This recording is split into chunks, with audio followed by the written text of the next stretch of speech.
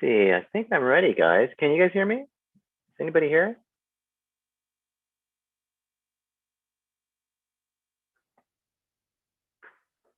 Gaia! Hey, Gaia. Let's see. Let's see, Gaia. What I'm doing is I'm going to play around with my settings. I got my camera off. So, hey, guys. Oh, hi, Kyla. How are you? Good to see you back. So what I'm going to do is I'm going to wait about a few minutes until I guess a few folks want to come in. So, and yeah, I apologize for folks who saw the last demo. What happened was, I think the last 5 minutes or 10 minutes of the demo, I started sharing some videos from YouTube, and the last video I shared had some music on it, and right about the middle of the scene, YouTube shut my stream off and pretty much abrupted or ended my whole stream. So there was no way for me to get back, and I kind of left people kind of hanging. So hey Turi, hey, good that you're here. Good to see you. And Kinman, hello. And Steph, hello. And Kirk, welcome guys. So yeah, I think this time around I'm not gonna play any music. So I just a note for you guys later on, if you guys want to stream anything on YouTube, just be careful of the music you might play because it'll end your stream. So, but that's okay. Cool, you're welcome. So I'll just wait maybe about another minute so folks can trickle in. But what I was going to do was today I was just going to just kind of sketch. I started sketching only yesterday, and then I ended up just talking a lot more. This time around, I'm just going to sketch, and I'm just going to do some exteriors, interiors, compositions, and so forth. There's something I have in mind. There's a story I want to play with, so I might just play with it in front of you guys and see where it goes, and just have fun with that. So, hey, Thomas. So, and Graveen, hello. So cool. So anyway, I hope everyone's having a great Lightbox. I've been watching a few, unfortunately not all the way through because I've been having to step in and out, but what I've seen is awesome and amazing. So it's great. So cool. I'm gonna go ahead and get started. So I'm gonna share screen. And oh yeah, just to give you a preview before I share screen. Back at me, this is the room. This is my studio. This is kind of where I work. My wife's back there, and my daughter used to be there when she was in high school. And here I am. I have a Cintiq, and I have an iMac. And out here is the window that leads out to the backyard. And here's another window that leads out to another side of the backyard. And so this is just an additional room I've made my studio. We've made our studio. So we're all kind of huddled in and so forth. So I'm solo in this room. And yeah, so I will get started. So here we go. So this is my command center of what I'm using for streaming. So this is all of you guys here. And so this just tells me what's going on. So I'm gonna put that away and I'm gonna get started. So usually what I'm gonna do is I'm just gonna talk free form, and I'm just gonna really informally tell you how I work. I usually like to work really small and really loose. So I usually start with kind of a page that I've kind of set up that has these frames, and these frames are usually in the ratio of what I usually use. They're either 2.35 or 1.85. For those who might not be familiar with what that is, film ratios are just the size of the frame. So what I usually do is I usually use the marquee frame, and I go up here to the style marquee, and I do fixed ratio, and you can either do 1.85, and then I'll do edit stroke. That's a 1.85 ratio. Or I usually do the 2.35, which is a little wider. It's more cinematic. I like it. And so there you go. Edit stroke. And this is 2.35. So just so you kind of get the comparison. Oh, there it is. So yeah. So if you kind of put one over the other, you know, you got a little more real estate, a little more room to play with. So yeah. So what I usually do is just get rid of the 2.35. So whenever I kind of like look at story modes and so forth, I just always take the character in mind. You know, usually the character can be in the foreground, kind of looking into your set. You know, maybe they're looking at a secondary character Maybe they're looking at something iconic like a mountain. Maybe it's an object like a table with a motif, and so forth. Or maybe it's a group of other people, perhaps, but maybe with lighting, I'll usually command, let's see, edit, fill, gray. What I like to do is I like to create a hierarchy. And then what I'll usually do is create a gray layer with mask. I use a mask. You can see this little mask setup I have. So that way I use the airbrush. There it is, all the way up here, low opacity. And then I'll start creating negative spaces. So light over dark, dark over light. So in this case, I'm going to put negative space around my hero, and then I'm going to paint him a little bit dark over light. And what I'll do is I will kind of, don't like that brush.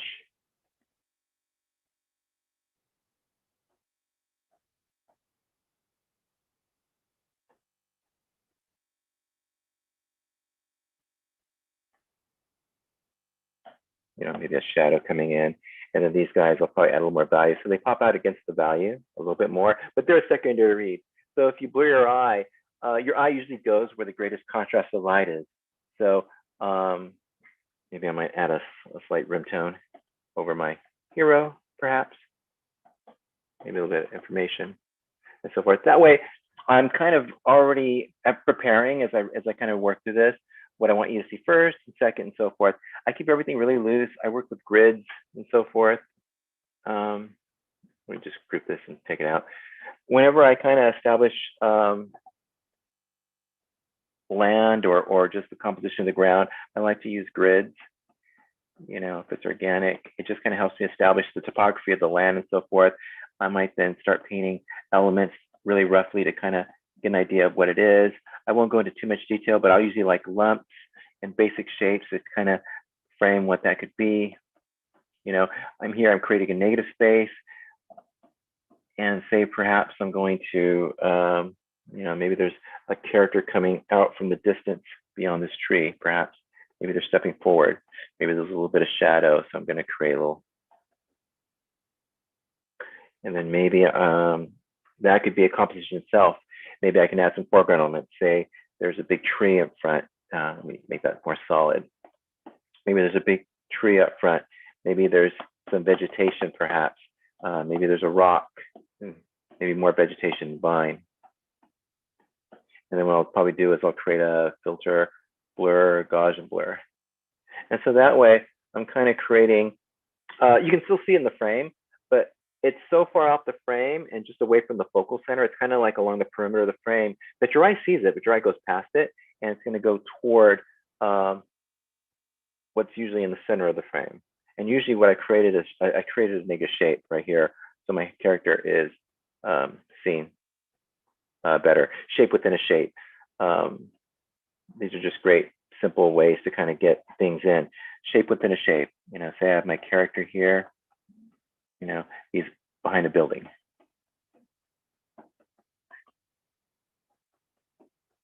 Say I have a foreground element looking at him, another character. Shape within a shape. Maybe it's dark, so maybe there's some shadow. So I'm going to play up the shadow here.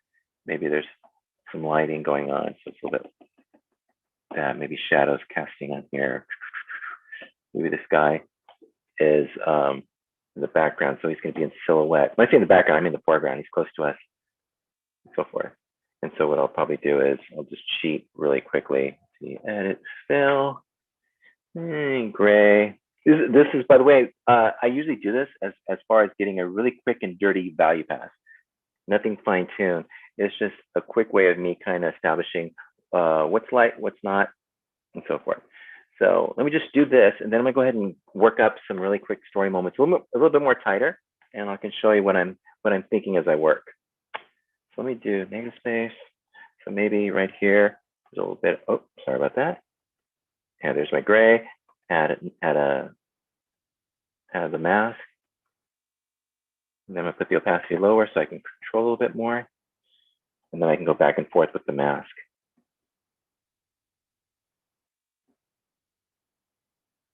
And then perhaps what I can do as well is on a separate layer, I can add a little bit darker value and still use the airbrush, lower opacity, and then I can vignette and add a slightly darker tone all around, just to help accentuate what that is.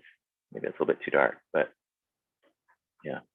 So anyway, this is just how I work, quick and dirty and simple. So I'm going to go ahead and, you know what, before I do that, I'm going to look at the chat room, see if anybody has any questions. Cool, there's more folks. Tiago, welcome. Anna, welcome. Kyle, hello. Ofer, hello.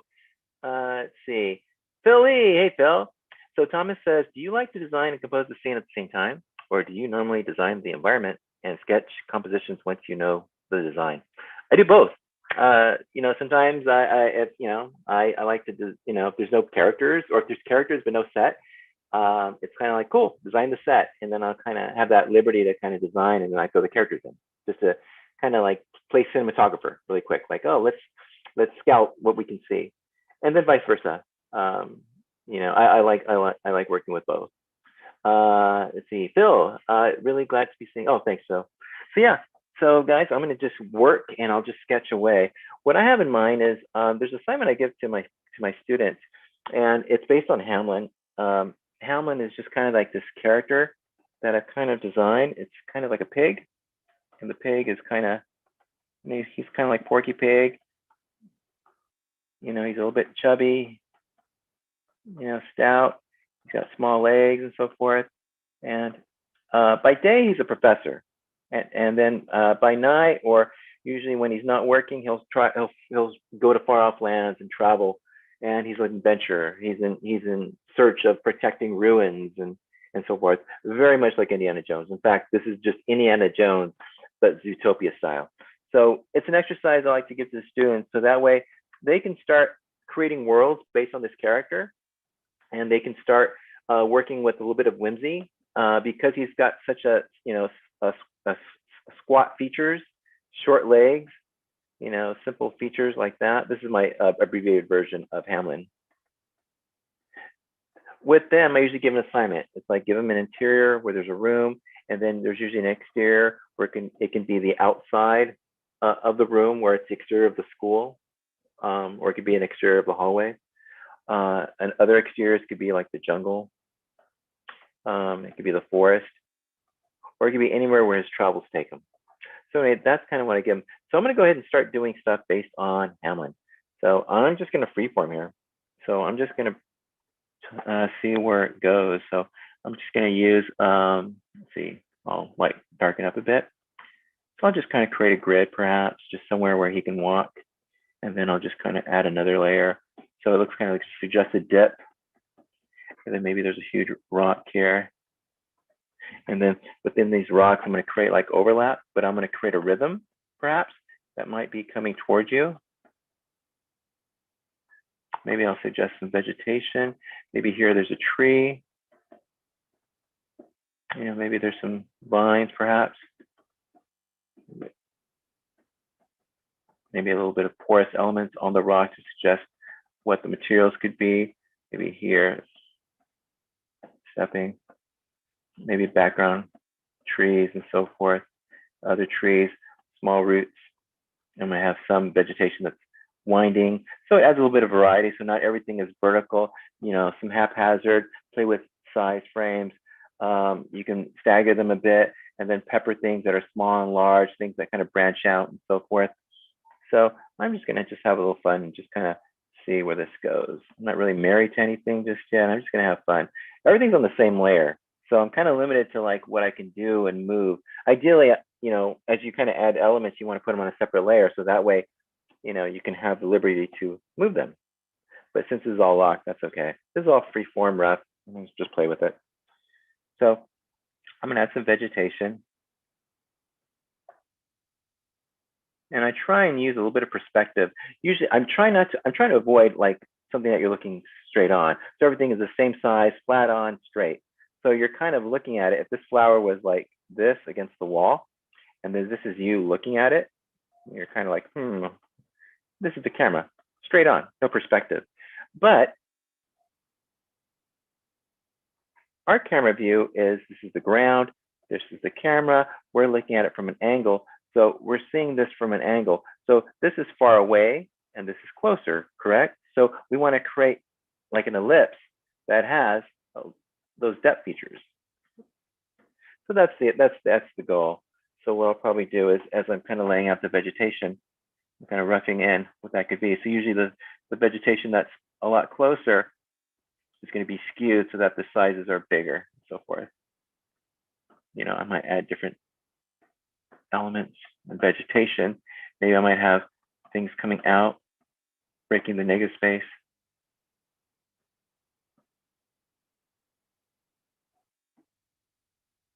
And so forth. Okay, so I'm gonna have our hero. Maybe our hero is walking into camera. He sees this. He's like, "Oh wow, what's going on?" He's got like maybe a safari hat. You know, he's holding onto the backpack. He's got squat legs. So maybe he's. Yeah, I don't like that. Let's make it a little better. I think we can do better. Let's get rid of the hat.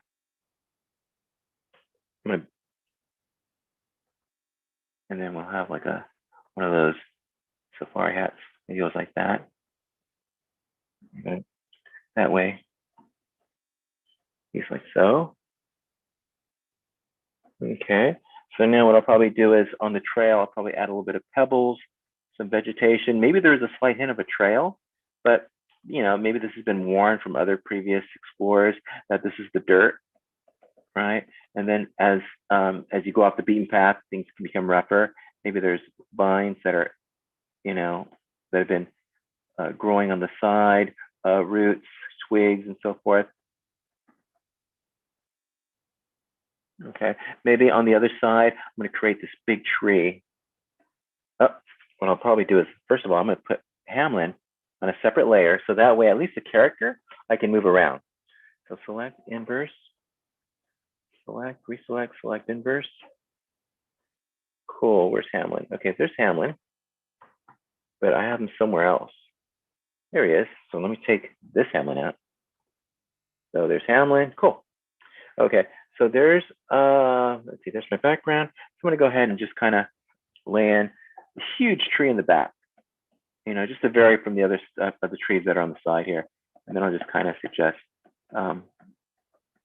vegetation, what's going on. Maybe on the bottom, I have these roots structured that are just kind of maybe creeping in the foreground, going so forth. Maybe there's a little bit of edge and flow going away. Maybe vegetation going up. Maybe a hint of a canopy or some kind of branches that are going down and so forth. Maybe this is in perspective, perhaps. I don't know. Maybe there's a hole or not. Maybe vegetation on the side, some rocks, perhaps, who knows. I'll make this outline just a little bit thicker so it stands out. Okay, and then maybe in the back, I'm gonna add maybe some shrubs, maybe other plants, maybe a thicket of other trees, maybe this branch going. And then as I go back, I'm gonna just start adding more elements, but I'm gonna decrease the level of information. I'm just gonna create things more in shapes. Excuse me, or they're just simplified as far as detail. I'll probably just lighten it like so. And as I'm doing this, you know, I'm just kind of, this is all just free form, but I'm trying to create the negative space. Remember, Hamlin is somewhere right there. And ideally, I'm going to probably put him in the negative space and put him in the thirds. The thirds meaning like the thirds of the frame, where, you know, if you look at your frame, your composition lengthwise and height-wise, you want to divide into three. So this is 1/3, 2/3, 1/2, 1/3, 2/3, and the same thing going up, 1/3, 2/3. So then, anytime you divide horizontally and vertically, wherever they converge, you're creating four ideal focal points that kind of circle around the midpoint. And what this does is this gives a really good sense of asymmetry, and it makes things more interesting. So knowing that, it's nice to put your character on the thirds or just slightly off center. You know, it could be favoring left, favoring right, favoring top or bottom. It doesn't matter. But I think what's more important is like you do put your character in negative space, so we actually see the character against the environment and so forth. So now I'm just going to create a, let's see, there's my Hamlin character. I guess all of this is my vegetation. I'm assuming it is. So I'm going to put it all in a group. Yeah, okay. So let's just play with it. I don't like this tree here. What I'd like to do is maybe I'll tilt it so that way there's still negative space where the character is. What I might do is I'll probably move Hamlin right about there.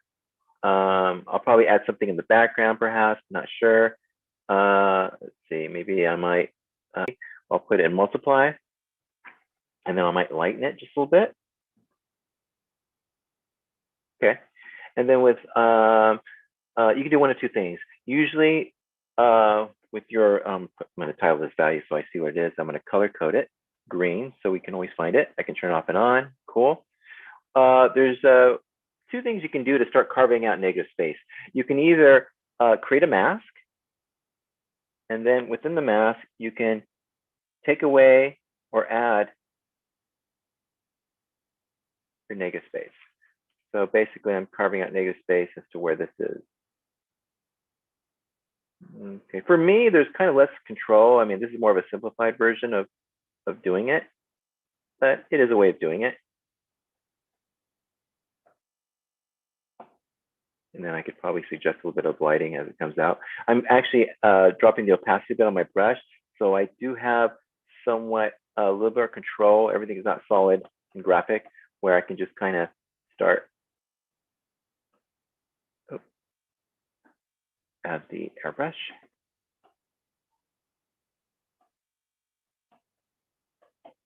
And maybe the hint of light here, perhaps.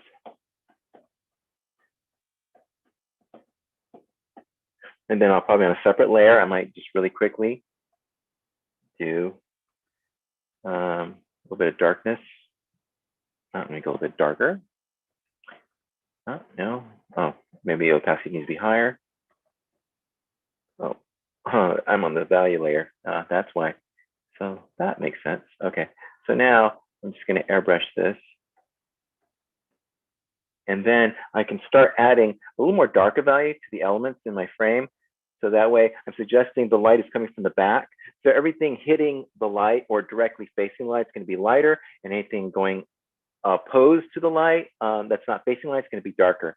So that's what I'm doing. I'm just kind of really quickly kind of suggesting like this side of the elements, they're not getting any of the light. So I'm going to put them in dark. I'm going to create all this mass a little bit darker so that it becomes one grouping. And then maybe here I can kind of like suggest these things are popping out.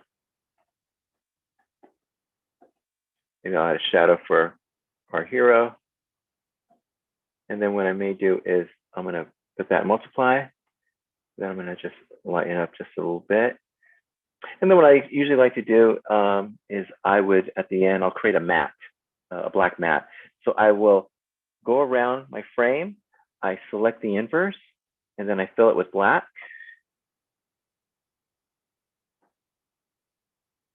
And right away, I'm going to call this matte. Right away, I'm going to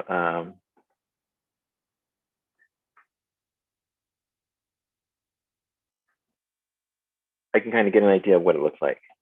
So this is really quick, very sloppy, very dirty. I look at it, I'm not happy with it. There's things I can change, and I'll say what I'm going to change in a bit.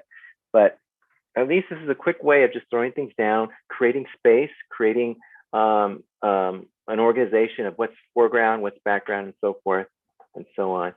So I'm going to show you what I'm going to change. I don't like this. Things I don't like. Edit, fill.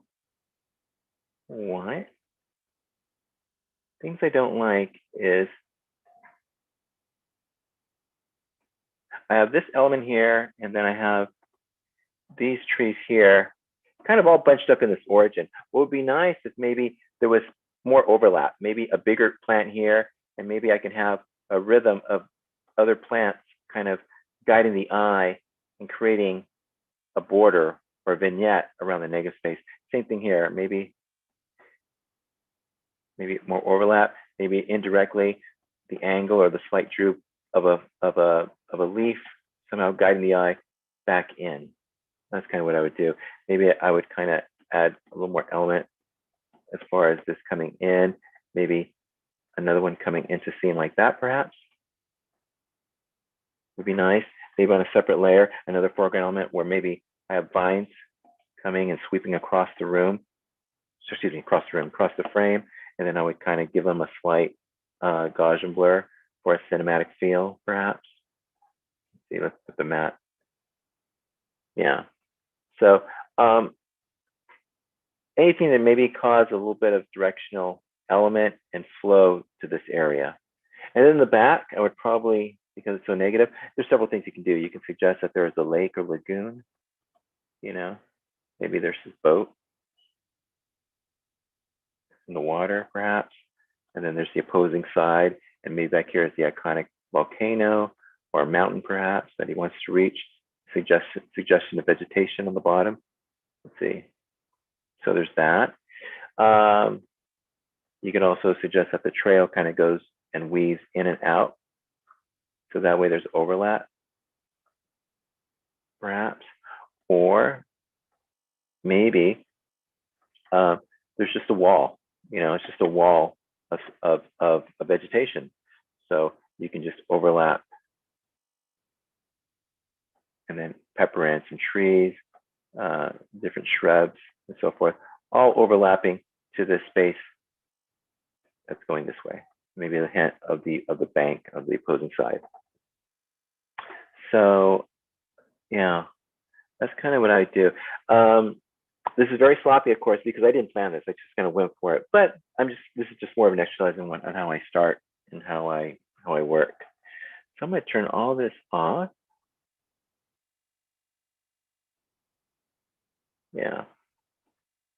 So as far as vegetation, when I draw vegetation, I like to kind of, if I had to prefer a style or how I like to work with whimsy. I like to work with pushing the shapes a little bit. So if I'm just drawing a generic tree, I kind of like to play with the fat nature of the tree, pushing the proportions, maybe how it touches the ground in a way. Maybe you have slight tree trunks that are just kind of hug and snake the ground, and they kind of have their own life, perhaps. Maybe there's an opening here.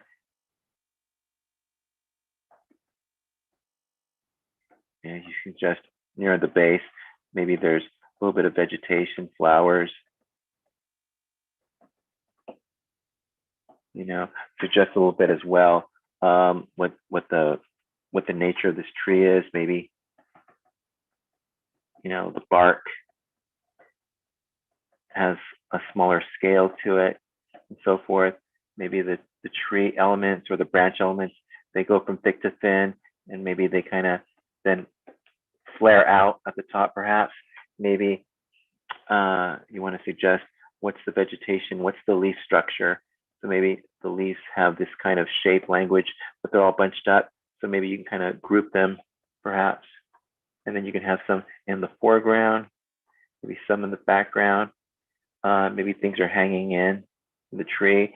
If it was a jungle setting, maybe you can suggest vines, perhaps.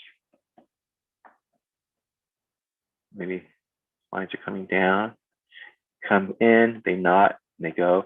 Maybe some vegetation, some leaves that are just growing. Let's see, maybe you can have a vine here, so that way there's interesting opportunities. So that way things can perch or land or somehow maybe just sit there and watch. So I'll go back and maybe start adding a little bit of hints of shadow, or that there's some weight to certain things. Things are overlapping. Maybe the suggestion of the canopy up above, so there's more to see up here. I might just do that. What I'll probably do is I'll probably just kind of start painting on a separate layer, maybe half the tree, and I'm going to suggest that there's some shadow up above, and it's covering the upper half of this branch. I might just kind of do that.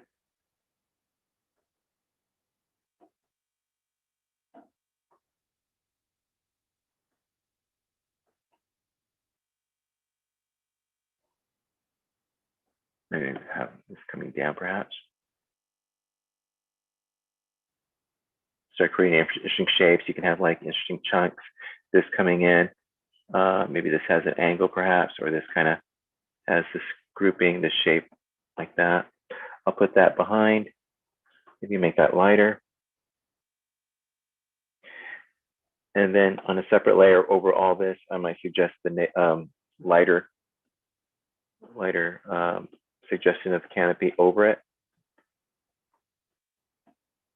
So, you know, there's a sense of overlap. It's not just one tree stuff all on the same plane.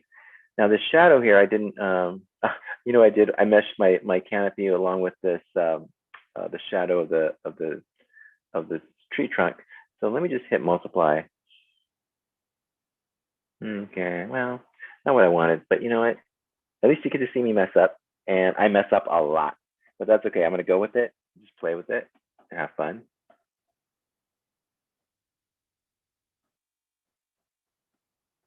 And so forth. So again, I like playing with the whimsy of shapes. So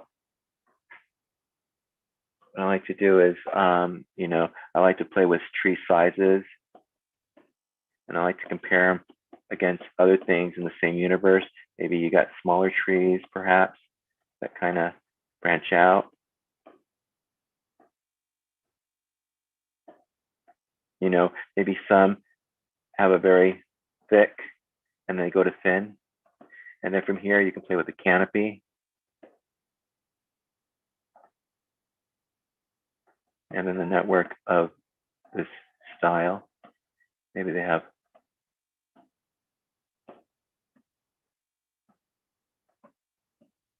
so it looks like broccoli perhaps. And then playing with the directional lines, the veins of the tree. And right now we don't have a sense of scale. If we threw a character in, we'd have a sense of scale. So say we have a tree lineup and say we have a dog character. You know, there he is, and he sits on twos, or he stands on twos. So there he is.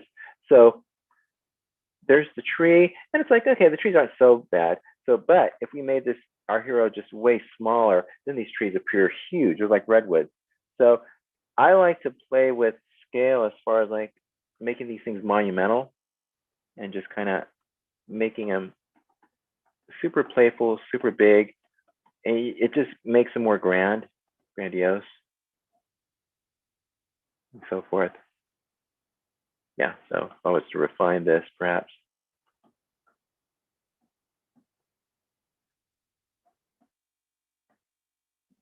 And I can have the roots kind of snaking down on the ground. Maybe they come up and create negative space, perhaps. Maybe they snake forward and out, perhaps. Maybe the ground, it's not so level. Maybe the ground comes up and comes down. So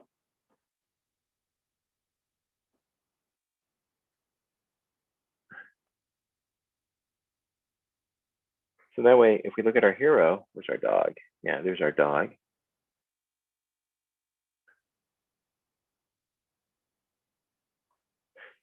Then there's a lot of opportunities for him to kind of like walk around and just kind of, you know, go around. He can make his way around and snake. Let's see, maybe amongst this tree, there's another vine that kind of comes up and can hug around and split. What this does is it creates more of an opportunity for him to walk around. Let's see.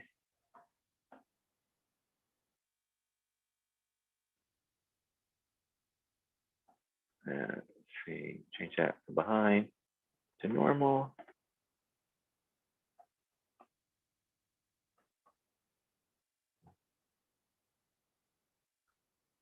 So now he's kind of got something to walk on. Maybe it steps around. Maybe add a little bit of branches, vegetation, so it's part of the tree. Maybe add some shadows, so it walks around, cool. Maybe it steps, I don't know. Anyway, just something to play with. Make that a bit darker, perhaps. And then here you can kind of add a little bit of hint of shadow.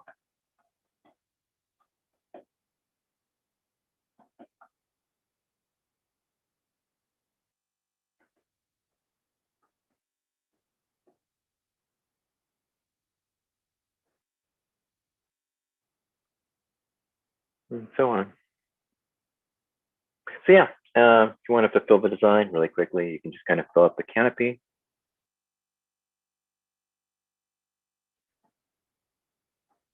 The whole tree itself.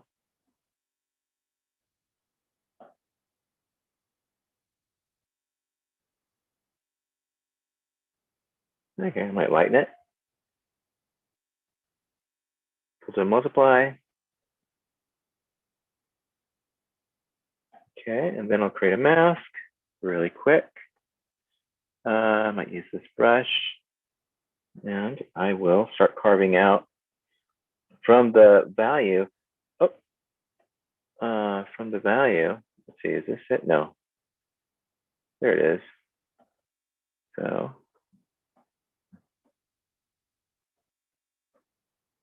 that's what I wanted.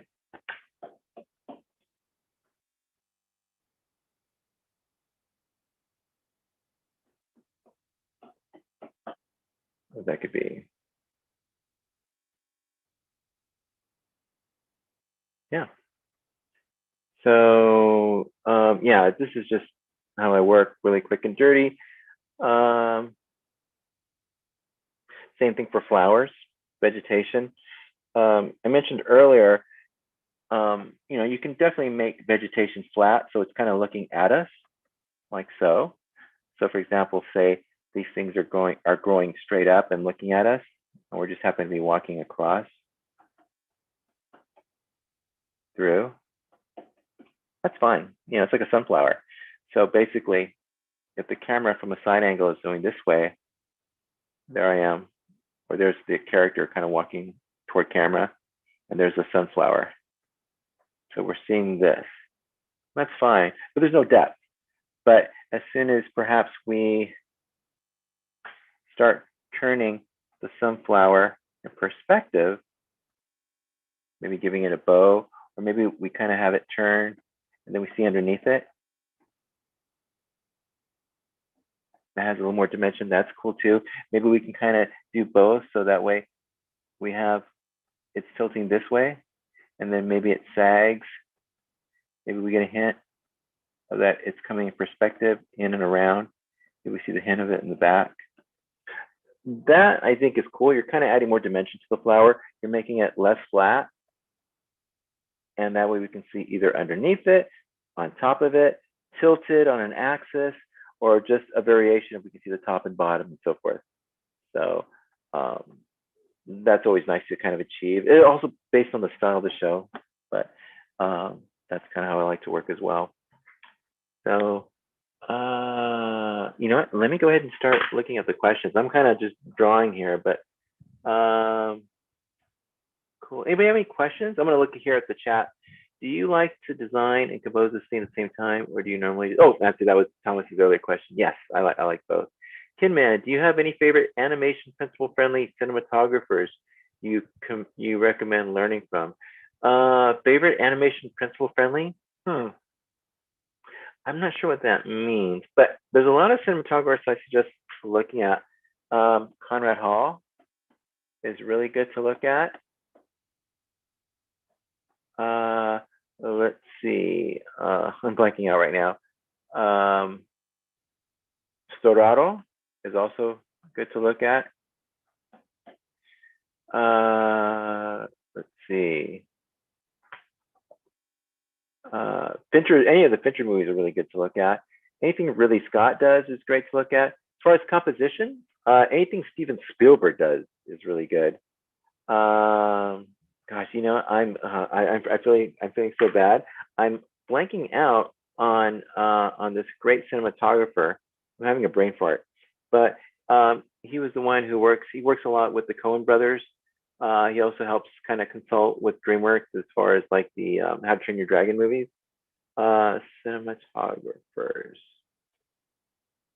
Maybe anybody out there can help. Yeah, it's Deakins, Roger Deakins, of course.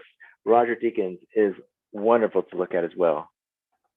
What Roger Deakins does is he's a master at carving out space, and he doesn't necessarily have to show things super in light. You know, he can kind of keep things super dark, and it creates more of a cinematic kind of soft light approach. Really nice and beautiful. I would suggest there's some documentaries to look at on YouTube, and I won't play the music, but I will show you. I'm going to, in fact, turn this off if I can. Things to look at: Visions of Light documentary. Great documentary to suggest as far as studying cinematography and production design. The sound is off. It's on YouTube, and it's a documentary from 1992. It's really good, and what it does, it talks to a lot of cinematographers, current ones and ones from the past. They talk about their craft, and inside the documentary, they have great film clips from the movies and what they're talking about and what they're trying to achieve as far as lighting and how to commanding the light and more importantly, the emotion they're trying to convey as far as how to use light to show emotion. So that's a great documentary to look at. Another documentary to look at is The Cutting Edge of Magic of Movie Editing. It's called movie editing, but if you look at this documentary as far as in terms of storyboarding or how to use images and juxtapose them to try and drive an emotion or a story, think of it that way. You know, it's a lot of filmmakers kind of sharing their craft as far as what they're thinking when they're trying to progress the story through with images. There's a lot of great directors in here, a lot of great scenes and so forth. It's like an hour and a half, a little more than an hour and a half, but it's really good to look at. So, I mean, let's see. Yeah, you see James Cameron. He talks about some of the things he was using for the Terminator movie.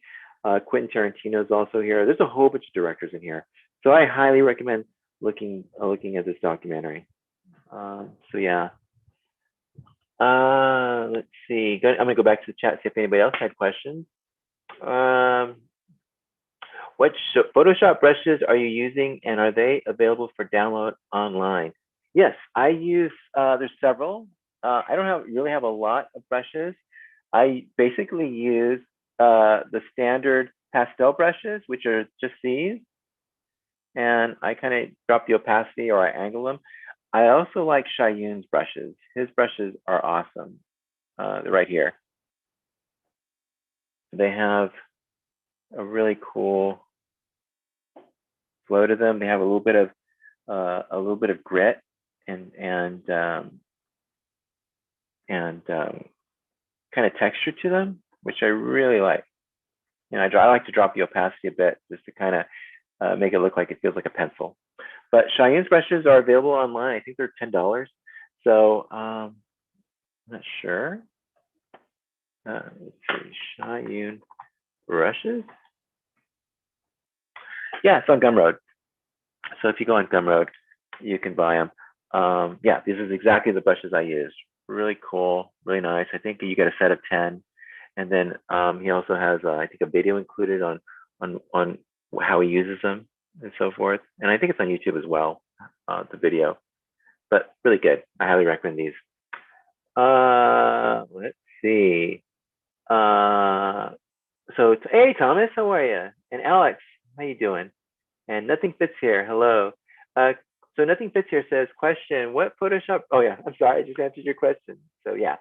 So Alex, great info, thanks Alex. Thomas, when you keep it loose and sketchy at this stage, do you use reference or just go with the flow?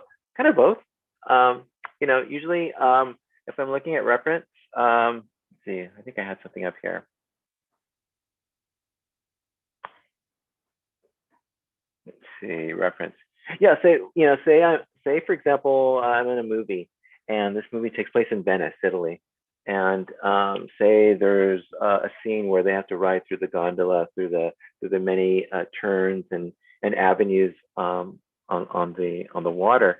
I would probably what I do is I would probably do my reference, so I kind of create a quick tableau of what it is to be on the gondola, near the gondola. What would they see? Ideally, I would look at photos in the gondola, so that way I can kind of create more of a POV, a point of view of the rider and what they see. And then you can kind of see all this beautiful intricacy detail of what's in the gondola. These are pictures I just happened to take with me and my family when we were in Venice. So we took a gondola ride, and I just started snapping all these beautiful photos. So you get to see what's near it, the dock. You know, as you're going under a tunnel, you get to see all this beautiful, the architecture, the worn architecture, the materials, the colors, and so forth. I mean, if you close up on this wall, you can see, you know, the walls, how they've aged, and you can see the algae and the rock and the barnacles growing. And then you can see how the wood and the materials, there's a mixture of wood, there's stone, brick, concrete, and so forth. If you look at the gondola, the materials of the gondola, you can see things that are sheer and shiny versus things that are dull and matte, you know, the fabrics and so forth. And you can also get a sense of space and how things are. So yeah, I would first assemble like a tableau and just kind of see what they see. What also helps too is I go on YouTube, and I would also, as far as reference, is I would put in walking tour and whatever city I'm trying to do. So walking tour Venice. Okay.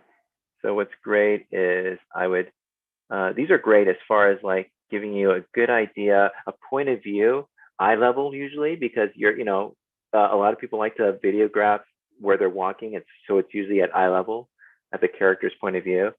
So I'm just gonna see what they, yeah. Let's see, I would probably do gondola ride, Venice, Italy. Let's see what I can have there.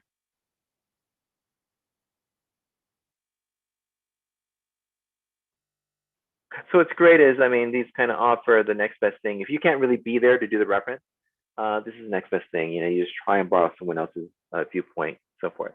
So knowing that, I have all my reference. I'm going to put my reference on another page. Put it right there. What I'll probably do is make this a little bit smaller. Okay. And then from the reference, let's see, where was it? Yeah. I would probably like, okay, what if what are the many shots I can do riding through the gondola? Well, maybe I could do, first of all, like I'm on the dock. Okay. And then here's the river, you know, and then on the opposing side are all the shops. So maybe here, you know, I'll kind of do place architecturally wise the shops. Maybe here there's a hint of maybe an old church, maybe the cathedral, maybe overlap there. And then here, let's get a sense of scale, maybe a sense of the dock here. And then maybe I'll create like, start getting a sense of scale, maybe the canopy, maybe a set of windows. And then these windows be going up and so forth. Maybe different types of windows based on the reference that I'm seeing. You know, square windows, round windows. See here, there's vegetation. There's these posts and beams and terraces and so forth. But right now, I'm just really quickly just kind of peppering in what I might see. Maybe there's a balcony here. You know, here's some doors. Maybe there's things like this. Maybe there's a round one here. There's a restaurant. And maybe these beams and posts and so forth. So I'm just kind of really quickly laying in what that could be. Okay, and then maybe here is when I'll kind of pepper in or sketch in the gondola. And maybe there's the gondola here. Maybe there's another one right here that's kind of parked. Maybe the beams, you know, these are kind of tethered. Maybe you get other poles here. You know, maybe here. I would draw everything in the same layer, but that's okay. And then what I'll probably do is maybe I'm gonna have my cat character. And my cat character is probably going for a walk. And he's kind of like, oh, you know, I see. Nice. That looks good. Or a ride, and maybe I can have a guy here. Maybe the gondola guy. Maybe he's resting on the pole. You know, maybe he's like, "Hey, friend, you want to ride? Want to go on the gondola?" I'm gonna make him. Yeah, maybe he's there. I'm gonna have my hero in the scene. I have him out. So maybe he's there. He's there, perhaps. Maybe I have people in the foreground that are walking past the scene. Maybe another one walking. And so these folks, they're not focal points. They're part of the composition, but they're creating more like there's layers in the frame. So they're just walking in and out. I might add like filter, blur. I might add a Gaussian blur perhaps, just so it's a depth field. So they're just walking past the camera. But what's more important is in creating a frame. So basically, I have this moment. So there's my cat character.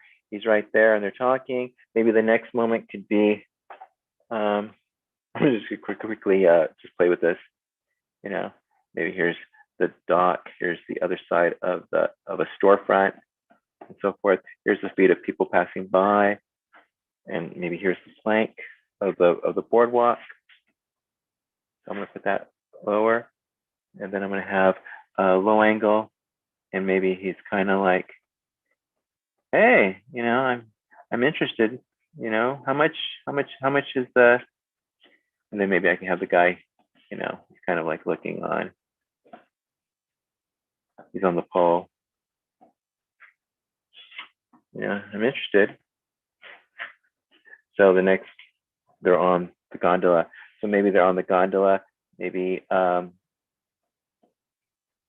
I'll probably do is they're about to dock. Maybe there's a little bit of the stepping to get on here, perhaps. So maybe here's our hero. He's about to go on and board. And then here's the gondola guy, kind of like, watch your step, he's got the pole here, kind of guiding on. He has one foot on the boat and one on the deck as he's guiding him. And the back, we have a sense, maybe the bridge. And then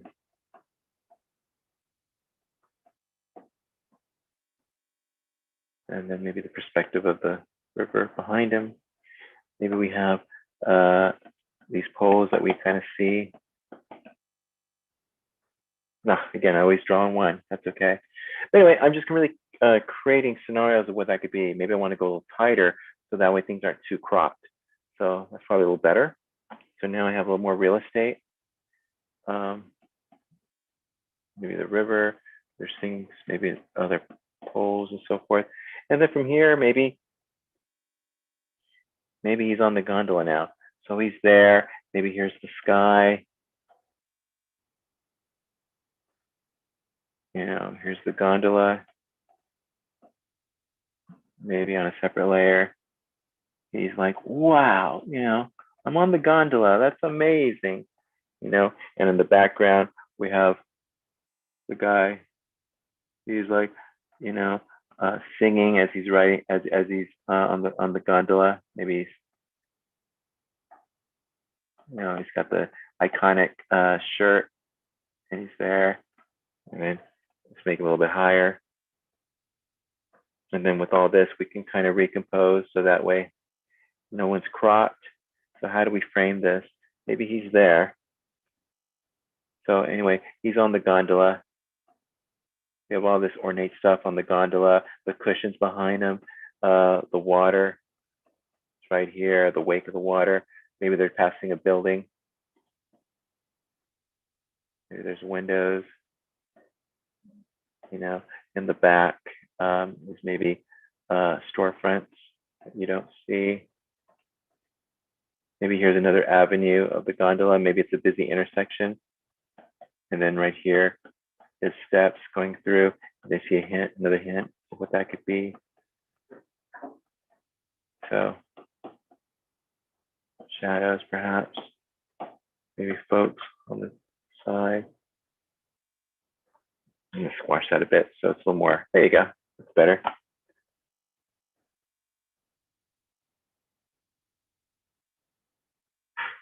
So this, I will make it lighter so that way we just can concentrate on our hero. Again, quick and dirty, but I'm just having fun, just kind of laying out. I'm being a cinematographer, just kind of moving the camera around, whatever the story could be. So that way, if he's in the boat, you know, you got all this nice, great POV shots. So, you know, maybe he's in the boat, he's there, he's sitting down. Say we have a nice cushion here, part of the gondola. We have the gondola kind of coming over. Here's the water where it sits on the water, and then it comes up like that. The top of the gondola. Maybe we can add this marquee in the front.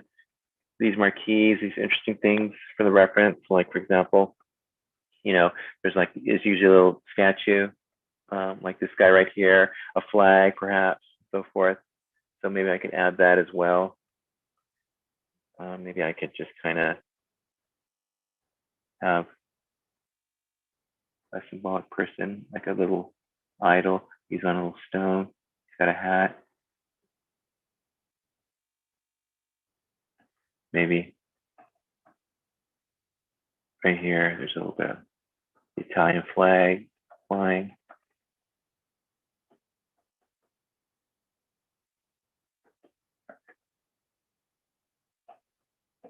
All right.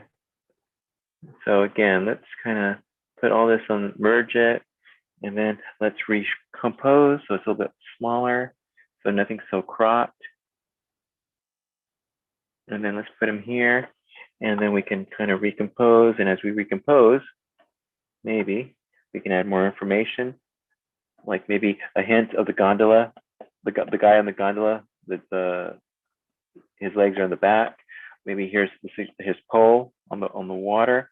Where are they going? Well, maybe we can add a little bit of hint of the ground plane of the water. Maybe they're going through a tunnel.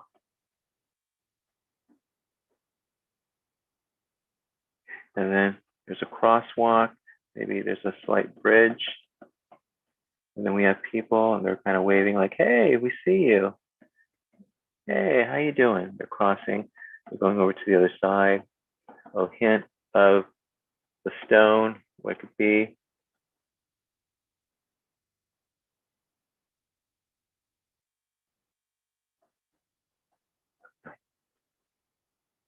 And then some windows, perhaps. Maybe all that stuff. So what we can do is this. We can make things a little bit smaller. We can make the whole background smaller. So we can make it fit like that. Or we can do a combination of both. We have everything and just shrink it down a bit. And then we can go back and kind of play with the background a bit. That feels about right. I'm going to make it lighter so that way there's more emphasis on the foreground. Yeah, so now we kind of have a POV of our hero in the boat. We have the gondola guy in the back and so forth. So, yeah. And so now there he is. He's enjoying the ride. He gets on. Yeah. So maybe, you know, maybe he's so excited, so inspired to be on this ride. So then maybe as he's on the boat, he just kind of, you know, he's looking around and he's kind of like, oh man, the magic, Venice. You know, he's like, I can't believe I'm here. It's amazing. It's beautiful. You know, there he is. He's kind of got his arm against the post there, and he's like, oh, Venice, you're so beautiful. I want to live here. So maybe here's the cushion in the back. And the perspective of the boat.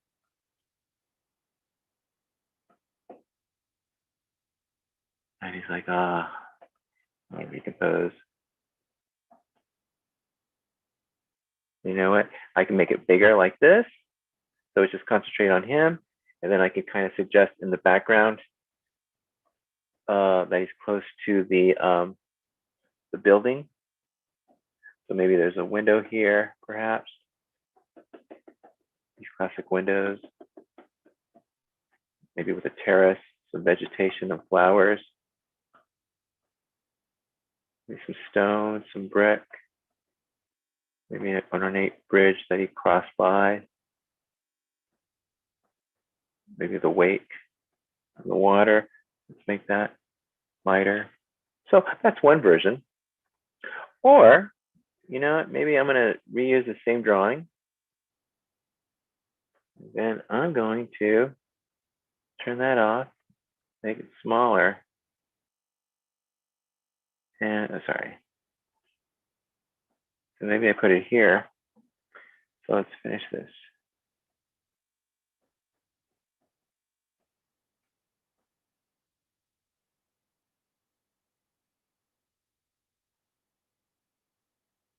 Maybe there's the guy. Maybe he's singing. He's like, ah, oh, da da da da da. You know, make it romantic. Really feel the flavor and the love and the moment. And there's the wake of the river. Let's see, at a horizon. And then maybe he's like, ah, and then maybe in the foreground, you can have, let's see, what would be in the foreground? Maybe, oh, you know what? Maybe we can do this. We could put these guys here. So that way he's a little bit right of center. And then we can kind of suggest a hint of these close buildings like that. Okay. Maybe there is another building that kind of has a face here and then turns in like that. So behind this turn here, so they just came in from around this corner perhaps. And then maybe here in the foreground, there's a terrace here. And then right here is another cat. And the cat's like, hello, I hope you're having fun. You know, isn't it great? And then what happens is, just to kind of get the direct connection between the person in the foreground and the cat, I might make the cat kind of like, hello, I'm having a great time. Thank you. I love this place, and so forth. So that's my foreground. And then all this stuff in the back, I can probably shift and go that way. I want to make the background lighter so it doesn't obscure from what's happening in the foreground. So you still get a hint of it and so forth. Maybe this guy, I'm just going to put this a little more this way. And that way I can make these guys a little more in the thirds. And then maybe make this guy, there you go, so you see full body. So that's just other ways you can do a wider shot or a close up. Maybe it's this, and then he's like, hey, how you doing, buddy? So that's how I work. You know, this is just quick, dirty, simple, and fast. So what this does, it just kind of, I'm just playing cinematographer in the most economic way. And that way I can kind of move the camera around, the composition, and while I'm doing it, I can kind of pepper in expressions, reactions, what they're reacting to, what they're feeling in the moment, and so forth. And then if necessary, I can do a quick value pass just to kind of either highlight, showcase the focal point, or just maybe that there is an element of like the weather is changing, maybe they're going through a dark shadow. I don't know, anything just to kind of help lay in or underscore the moment of the sketch. So, and I work really small. I mean, I usually work small. So, yeah, this is a quick sketch I was doing really quick when I was looking at these videos on YouTube that these guys that travel to Switzerland, and there's this area I think called Lauterhaun, where it looks like in a canyon. It's surrounded by these beautiful mountains and waterfalls, and I was like, oh, got to capture that. And I added a plane. So it's just quick and dirty, just to kind of feel what that could be. Yeah. And then no, these are miscellaneous characters. But yeah. So let me go ahead and go back to the questions and see if anybody had any questions. So let's see. Hi, Kylie. Let's see. Okay, Gaia. Yeah, cutting edge editing documentary. I think it's the right one. Yeah, it is. Yeah, it's a really good one too. Kylie came in a bit late. Hadn't heard of that documentary before. Yeah, definitely write it down. Uh, let's see. Raven. Hey, Raven. How are you? Cool. Good to see you. Let's see. Yeah, yeah. The walking tour thing on YouTube is great to look at. Let's see. What other ones are? Yeah, I like to when usually when I'm on my own, I'm not drawing for an assignment or at work. I like to go and I look at various videos just for inspiration. I like Rick Steves. He's got a great series as far as like traveling all around the world. Other ones I like looking are, like I mentioned, I was looking at Switzerland, and a lot of folks have really great videos, and they're getting very cinematic. The production design of their videos are gotten really strong, so they can edit music with these beautiful shots that they use drones with, and it's really inspiring. So one guy I like to look at is Ryan Shirley. Let's see, is this playing? Let's see, I'll fast forward to a few scenes, but there's some great shots that you can look at as far as if you want to study cinematography and look at different beautiful areas around the world. Uh, this is I think near the Dolomites on the Swiss-Italian border. Very awesome, beautiful. This is down in that valley. He's recording or recording his trips. So it offers a POV. Usually he has a friend, and then he films himself in front of where he's about to walk towards, so you get a sense of scale and just something more intimate. So I mean, these are great as far as like information if you want to travel with these. But as far as like an artist, I mean, these are just beautiful and inspiring. And as a designer, you want to look at this and it's like, okay, if I was to design this, what's the shape language? What's the moment? This sense of scale. What am I looking at as far as vegetation, weather, atmospheric elements, lighting, and so forth? If I was to do a POV of someone traveling through this, what you want to do is these videos really help you kind of capture what you're seeing as close as you can to these places. So yeah, these are just some of the videos I like to look at. Let me fast forward some of the other parts of Switzerland. Yeah, this is the one I was looking at. It's the valley. Really nice. I mean, look at the clouds and the waterfalls and the vegetation. And if you look at that massive trees, it's like, how would you do that? What shape elements would you think of? Masking and grouping them in and so forth. So anyway, that's just some of the videos I look at. Let's see, another video I would look at as well are, let's see, it would be hiking in Europe. And there was he's got a really good, I forgot the guy's name. Oh gosh, I hope I can find it. Yeah, Jeff Pelletier. He is he's like a professional hiker. And what he does is he goes on around the world and he goes on these kind of like Ironman competitions, but they're more like hiking, maybe light running, but it's like 3, 4 day, 5 day excursions, day and night through parts of Europe and different parts of the world. But what's great is he records his hike, but what I like to look at is like you see the intimate POV going through the jungle and the vegetation and so forth. So what I do is I look at this for inspiration as far as like, okay, if I was to do a jungle or a forest, an intimate POV walking through it, this is what I would look at. So I mean, these are great. He also has a drone and he captures wide vistas, close-ups, and you really get a sense of what he's encountering. And then he goes through different types of topography, jungles, rivers. You know, he crosses through them. He swims through them sometimes. So that's his girlfriend. So yeah, I just look at a lot of different stuff to really kind of keep me inspired and just kind of yeah, kind of um, channeling in on what I could use. So yeah. Uh, so let's see. Let me go back. Uh, Thomas, cool. Kirk, I'd like to check out Walt Stanfield's Drawing of Life or Shape. Yeah, he's a great one to look at. Walt Stanfield is great. Do you have any tips on learning to draw trees? Yeah, I mean, to draw trees, just keep it simple, very shape driven.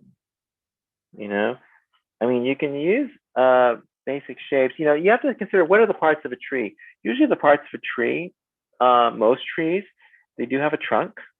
There's a root system, you know, where they make contact with the ground. Then there's a branch network,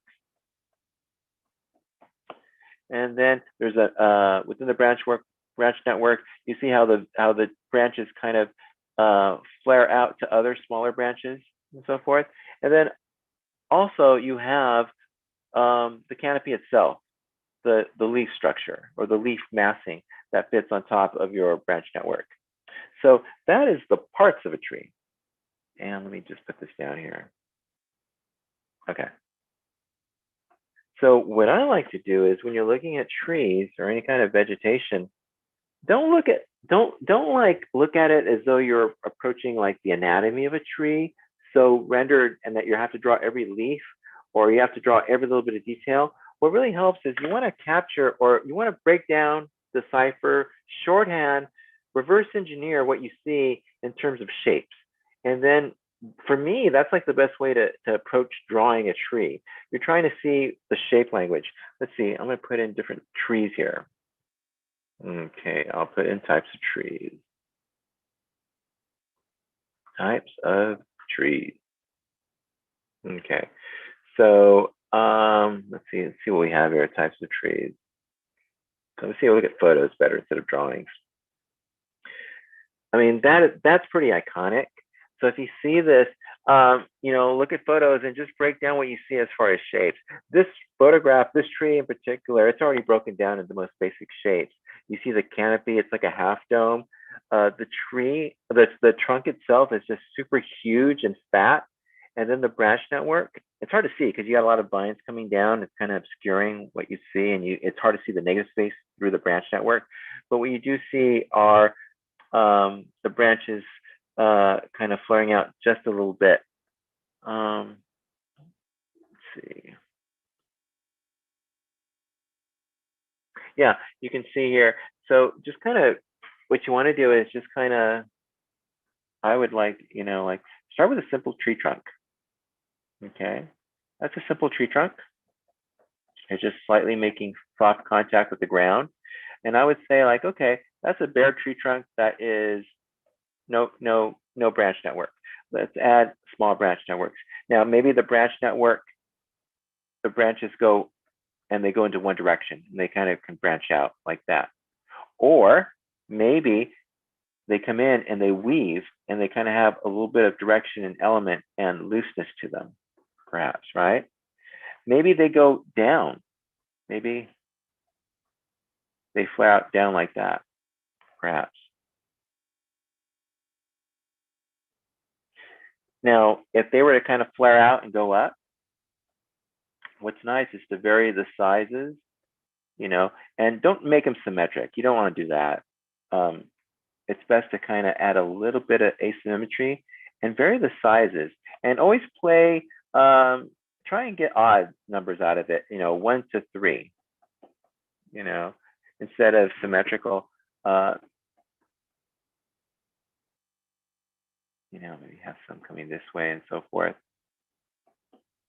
And as you're doing this, you know, think of the shape of the canopy, the branch network itself. You know, are they all going to end at this arc?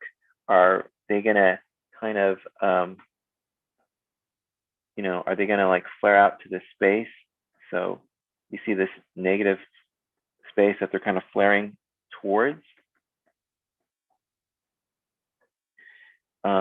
consider, and that's if you're drawing the trees naked. What's great too is when you're considering the stem, maybe taper the trees. Maybe they taper, they're fat and they go thin as they go to the top, and then they kind of branch out, perhaps. Um, Others, maybe they're fat and they kind of taper the other way.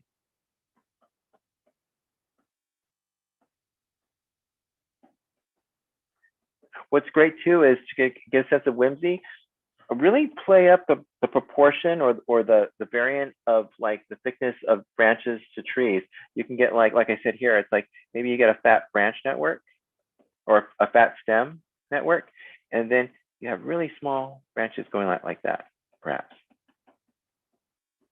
and they're all kind of coming out from this one center, perhaps. Or maybe same thing. Maybe they have a fat stem, and then maybe they kind of shoot up, you know. Maybe that's a variation. Maybe there's a fork. So the bulk of the branches are from this end, but then there's a break, and then some come from the side. Okay. As far as like the canopy itself, it's like, well, maybe this has a shape like that, or maybe it's more like a conifer tree like that. Maybe maybe it's square like that. Maybe it's round. Maybe it's inverted triangle, perhaps, or like a Christmas tree. So you want to kind of consider, breaking things down in the most basic shapes really helps. And then once you get the shapes, it's like, well, how do we make them less flat and more dimensional? Well, maybe within there, you can start suggesting like there's masses that are coming out in perspective from this element. They can still retain the roundness, but maybe some are bunching forward.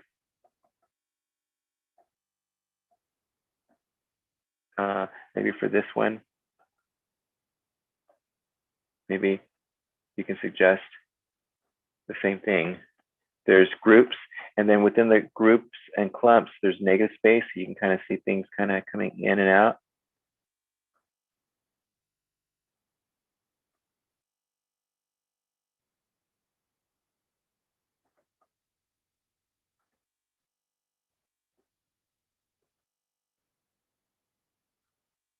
Same thing here. Maybe these are coming in. Maybe, let's see, just to make it easier. Maybe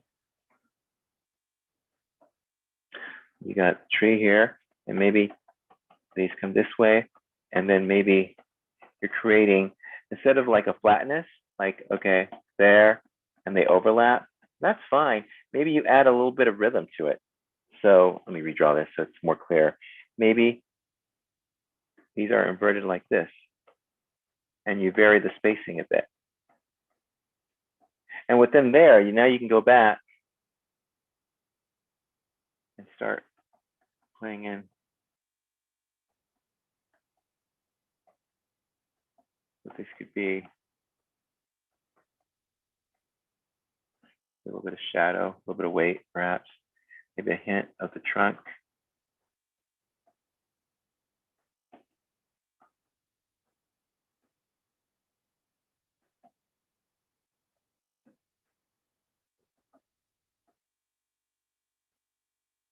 So yeah, I mean, I think I think my point is start with basic shapes, and then when you're starting with basic shapes, add a sense of symmetry, maybe some flow or direction, depending on the tree, of course, and maybe what you're trying to say with the trees. And then what helps is like, you can play with proportions.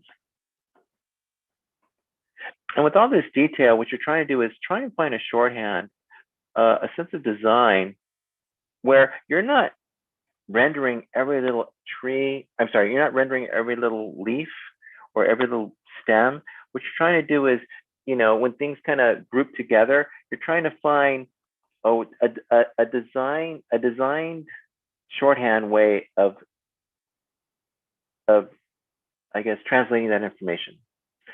and that can be tough. It's experimental, and it's a lot about taste and what works and what feels good for what you need for the show.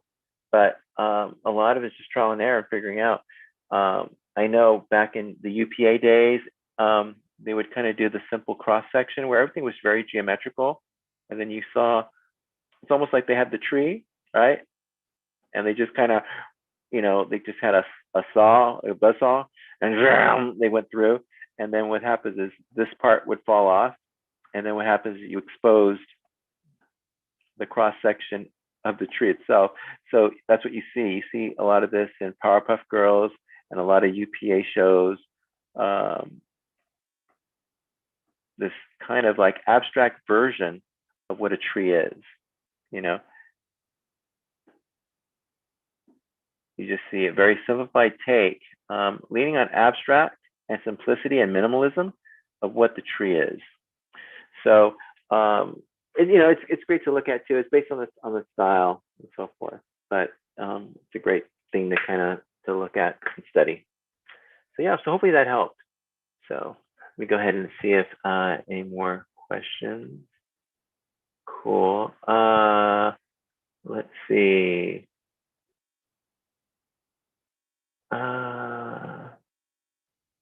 Let's see. Signing in at 4:41 a.m. Wow, 4:41 Gerving. Wow, that's early. Well, thank you so much for signing in. It's wonderful. Thank you.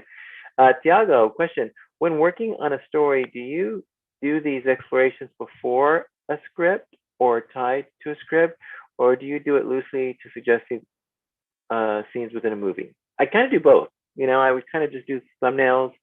Um, if I'm doing a storyboard, let me get rid of this frame here. Where's the frame? Yeah. So when I'm kind of doing a storyboard, I'll probably just work in the most basic terms where I'm just kind of like on this, say like there's a script, and everyone has their lines, screen direction. I'll usually do like little thumbnails on the side. And these are just thumbnails, are just like my quick initial responses or what I have in mind right away. And I'll just jot them down really quickly. And they'll be as simple as like, oh, maybe it's a shot where it's an over the shoulder and this guy is looking at this museum piece and there's, and maybe there's other people around. So I'm just really quickly kind of getting a sense of a quick composition, maybe what's happening in the story. Maybe I might cut into a reaction. Maybe I'll be like, our hero's like, ooh, I like that, or maybe if he's like it's a heist or, his intentions, maybe he's got evil intentions. He's like, no, he's got like, let's see, I steal this, I could be rich. I don't know. But I'll just jot down these really quick thumbnails on the side. And these are just a way of like really quickly, what are my first observations? What are my first takes as far as what I'm reading?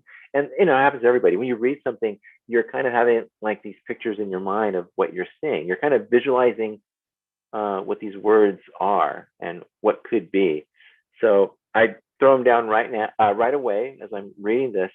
And sometimes they lock in, sometimes they don't. Sometimes they change, and they might change based on like, oh, I need more information. I need to add this, or oh, I didn't, I need to consider other parts of the action or where it goes.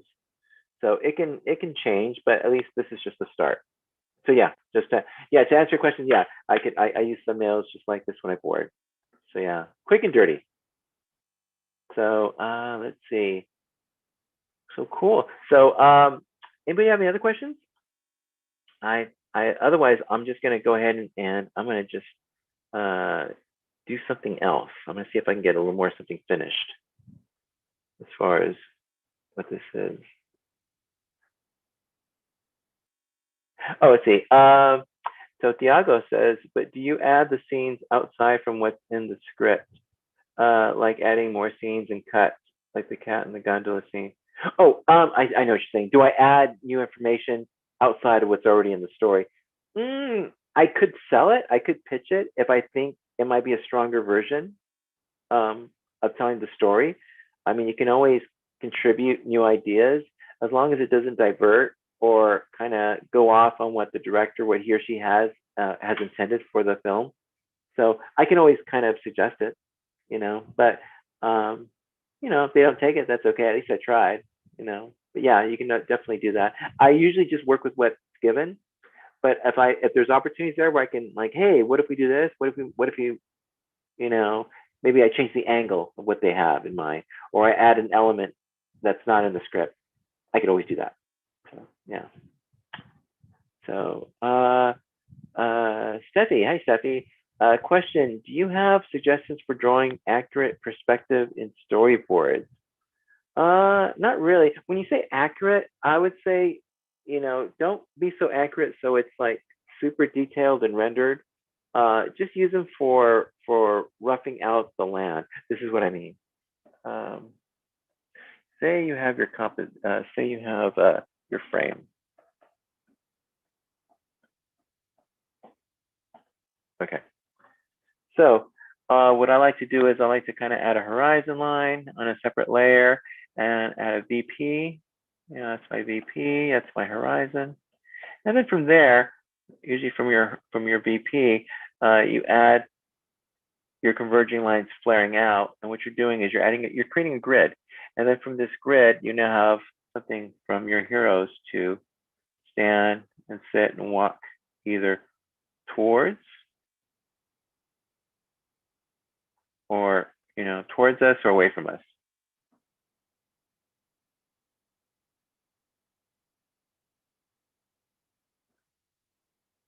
He's going this way, maybe he's going that way, maybe he's just standing neutral. So anyway, what this does is just really quickly, in the most simplest way, grids can help kind of lay out your topography. And again, I didn't use a ruler. I just kind of like eyed it. And that's all you really need. I think you just can let's see, let me draw this frame again. And on a separate layer, what if you're on a hill? So you can kind of suggest the slope of the land. Maybe there's a mountain in the back.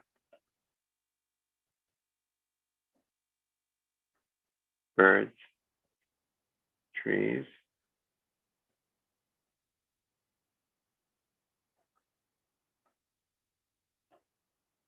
Maybe some bushes. And then, your hero is coming over the land, coming towards us. Maybe here's a sidewalk.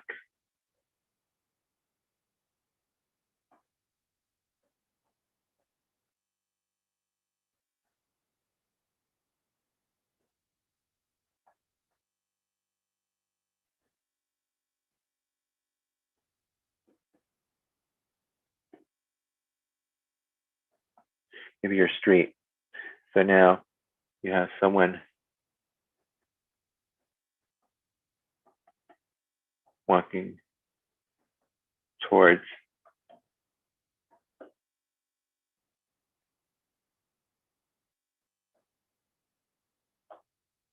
us.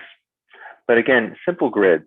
That's all you need as far as storyboarding. You're just kind of working with shapes and perspectives. So you're basically think of yourself as if you're kind of laying out background information in storyboards. You're just creating a very simple Lego set as far as where you're at. Are we in a city? Is it are there cars parked? you know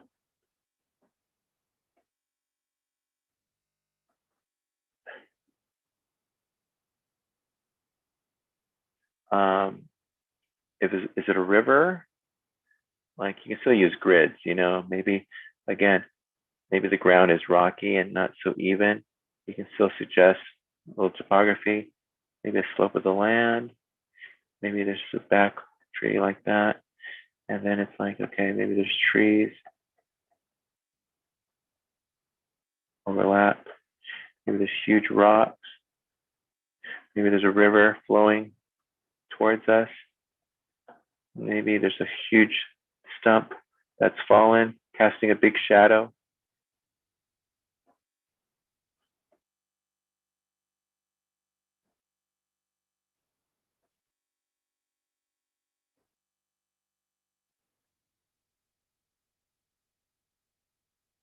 I'll make this lighter. What really helps too is like when you're doing storyboards and you're adding background information, what's really helpful is when you're adding the background information, make your background lighter. Make the value lighter. So that way we still see it, but it's not obscuring from other elements that we want to see or that are integral to what you need for the story, like your characters or a prop. So that way it really helps. Let's see. Yeah, we have another layer of trees. I'll make that just slightly lighter like that. So that way, if the whole idea here is like we're going to see a character kind of walk along the trunk, well, at least, in the negative space that I framed him in, you can kind of see him, but also you're not obscured by all the line work. What happens is I'm creating a hierarchy of like you see this first, second, and third based on the values I've added to them. So yeah, let me go ahead and put that in a group. Put that in the same group. Yeah. So yeah, I think that would be the best thing. It's like just consider using just simple grids, basic shapes. Approach it when you're doing storyboards and you're adding background information. Simple perspective. Clarify where the horizon, vanishing point is. Simple shapes, like a Lego set. So yeah. Let's see.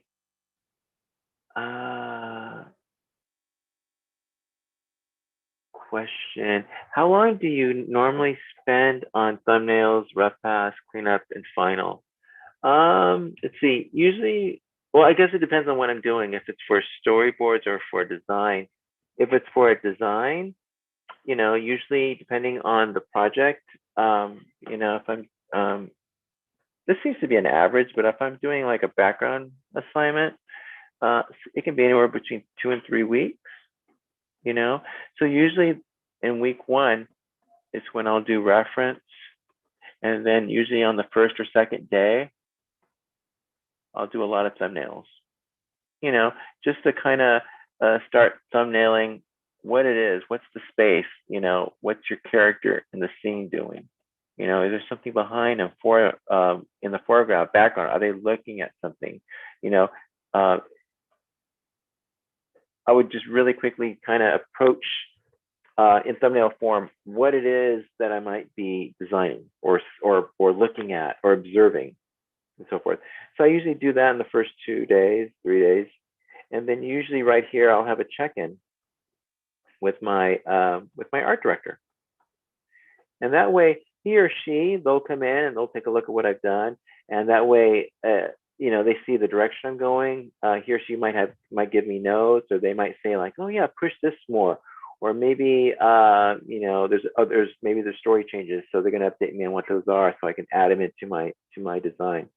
And so in week 1, I'll keep doing more thumbs, and usually on a Friday or at the end of that week is when I'll have a review, and that's when I want to showcase what these are. I might still showcase the thumbnails, or I might go into like tighter thumbnails, so there might be a little more information and detail into what I've laid out. And then with that, I'll also I'll showcase my reference. I'll create a tableau of what that is, along with my artwork. So that way, when I pitch these to my director, my director will have, I'm giving him an idea of what I have in mind, my thinking, what I'm going to use moving forward. So at this point, after week 1, what I try and do during art review, I try and get a buy-off.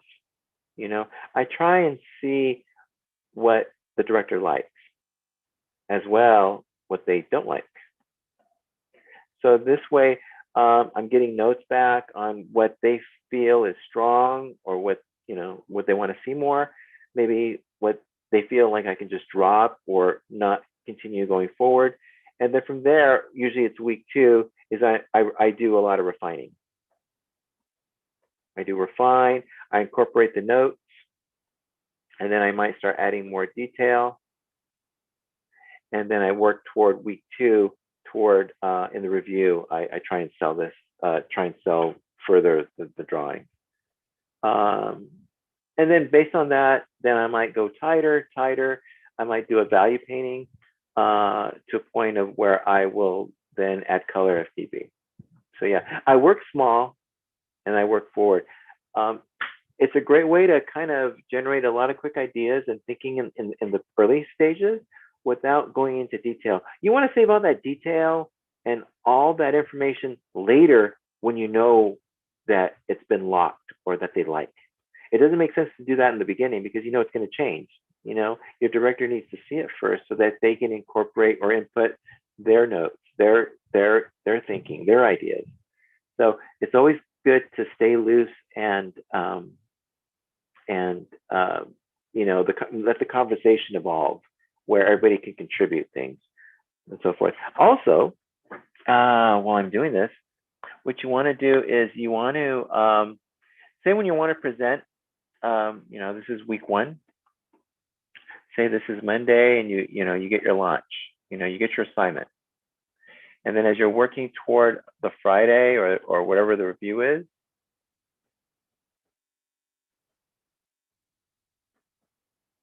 don't go too crazy in the beginning with generating so much stuff. What you want to do is maybe focus on maybe doing 5 to 7 really good strong thumbnails. But make sure maybe the thumbnails within the thumbnails, maybe some offer some contrast. You know, maybe some offer a greater range of thinking as far as maybe the style or maybe the composition and so forth. Don't go crazy and offer 40 in the beginning. That's a lot. I think you're spinning your wheels at that point. I think the 5 to 7, or if you really have to do a little more, maybe, you know, showcase 10 that showcase the range that's needed. Maybe some, you know, one idea is safe. Maybe one is very kind of what the director likes or has in mind, and maybe one is something you like that is different that hasn't been discussed before. That way, you have a greater range, and within that conversation in the review, you can kind of pitch it, and that way you know where things land. You know what he or she likes. You might be surprised where the director might like your idea and say like, "Yeah, I didn't think about that. That's great. Let's go that way." Or they might say like, you know what, that's great, but you know what, I think I want to stay with what I have in mind. But at least you know, you gotta find your opportunities on where to pitch and where to sell something. And you know, don't be discouraged if they don't like it or anything. Nothing. Don't ever take it personal. You know, the director has certain things in mind that he or she feels is what's needed or what they want to see to drive the story. So a lot of it is based on taste or based on maybe a specific thing they need to see. So, but during the whole kind of as you're designing, you want to try and if you feel there's ways to contribute new ideas or maybe something a little different, go for it. You know, but make sure you deliver on kind of what the director is expected to see as well. So that way, again, you come in with a range and so forth. So yeah. So let's see. I'm going back to the questions here. Parnia, hi Parnia. Usually, how much frame is usual for telling one event in our story? Let's see. Usually, how much frame is usually? Oh, okay, how many? I guess how many story moment frames to tell a story? It could vary. You know, it could be one, like it's a beat board. It might be 2 or 3 if there's like a little bit more action or there's more information needed to have something evolve. But you know, maybe 1 or 2 perhaps. Otherwise, if you do more, you're actually storyboarding. You know, so I would think maybe choose a frame or a couple of frames if need be that kind of showcases or highlights what you want to see. So cool. Let's see. Let me look at the questions again. I'm just going to stop share screening and look at my thing here. So let's see. So Kylie, wow, he lays down perspective so quickly. You know, yeah, I'm used to it and so forth. Kinman, what exercises activities do you recommend for improving with emotional risk? Exercises or activities? I'm not really sure. I think you just want to just kind of take stabs at what you're trying to say emotionally, you know? And usually what helps is there's probably going to be some contrast that you have to think about. what I mean by that is if you're trying to hit an emotion, something is evolving to get to that emotion. So say, usually emotion is something uh, that is starting from somewhere and it grows somewhere else. Like say I come in, but if something is horrifying to me or getting scary, I might come in and then I get more scared and then my eyes bug out. And I'm like, oh my God. There's contrast, there's a change, there's an evolution. My first was neutral perhaps, or I come in like, huh. And then you could see me changing. There's kind of a contrast there. Now in a storyboard, you might have a lot of panels to show that. If it's a beat board, you'll probably do an A and a B, where this is before and this is the after, where the after is the reaction and so forth. So that might be a better way to approach it, where um, you're kind of honing in on what you're trying to say emotionally, and then find ways of what that emotion is. Is it the performance? Is it the acting, the head tilt? How it's being said. Is it pantomime? Is it body language? Um, you know, think of those ways how you can do it. Maybe it's composition, where maybe the composition is helping underscore what the emotion is. Um, you know, there's certain tropes or there's certain go-tos, like something that's claustrophobic, that if someone feels trapped, usually the walls are closing in, so you have a tighter composition. Maybe if you don't really see the physical walls closing in, maybe you use the lighting, so the lighting is trapping the character, and that might be the lighting is using as a metaphor to kind of like the character has nowhere to go. um, so you kind of think of these ways to kind of help kind of elaborate or better clarify what you're trying to say, whether it be in composition, performance, lighting, so forth. So, yeah. See, so Squibble Studios. Hi, Squibble Studios. How do you tackle complex fighting scenes with lots of dynamic shapes? Uh, I would say keep it simple. I'm assuming you're talking about boarding. So again, with boarding, um, I think what you want to do is just keep things simple, gestural. Um, the focal point is the actors who are fighting. So I think you want to clearly state um, the poses, the choreography. And usually, if I'm kind of looking at the camera and I'm thinking like, you have two people that are fighting, you see a wide shot. And then you cut to me. I'm one of the fighters. So you're looking at me. That's my A pose. That's my B pose. That's my C pose. And then the next pose could be the reaction, where, the guy is kind of like, oh, gets back and flies back. And then you can cut to a wide shot. So the wide shot kind of helps reestablish, okay, guy's down on the floor because he just got bopped. The guy up above is still standing. And maybe at that point, there's another move. Maybe he approaches. Maybe he gets a chair. Maybe at that point, you can cut to a POV shot of the guy down looking up at the guy, looking over. Or maybe it's an over the shoulder of the guy looking down on the ground. What you want to do it, it's the clarity of it's the choreography and clarifying what that is, and then finding you're thinking of the shots that help kind of inform what's happening, what's next, or maybe it's a POV shot to really kind of like get into the mind of one of your characters, and so forth. So it's a combination. It's hard to answer, but I would say keep things as simple as possible, as clear as possible. I know a lot of people get very anatomical and they start adding all this crap. I say crap, it's not really crap, but they add a lot of noise. You don't need the noise.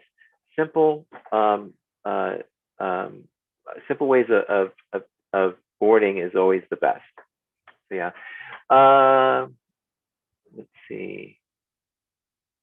Let's see, Gerben says, hi Gerben, can you suggest a workplace setup that minimizes poor health conditions resulted by continuous drawing and long sitting? I wish I could. I would say the best way to minimize is take breaks. You know, um, I say this to a lot of young newbies, and especially those who are just entering the industry. Condition yourself to work for 8 hours or 9 hours and no more. Learn to turn it off. Learn to step away. You're only paid 8 hours per day, so only work 8 hours per day. So how do you maximize, or how do you get the most out of 8 hours? Well, I would suggest you start at the same time every day, so that way it's routine. Um, and then what I usually do is I work for an hour and a half. No, no, no, let me go backwards. What I used to do is I did this before pandemic, and I would do it during. But before pandemic, I would take my daughter to school. She went to high school, so I would get up at 6:30, and then I would drop her off at 8 in the morning, um, and then I would get my Starbucks. I'd get a coffee, and then I would go to the park and walk for 40 minutes. Walking outside is really nice for me. It clears my mind, and I just think about my day. And I come back, and at 9 o'clock I start. So from 9 to 10:30, I work. At 10:30, I take a break for like 15 or 20 minutes. I check my emails, I look on YouTube, I fart around, I do whatever.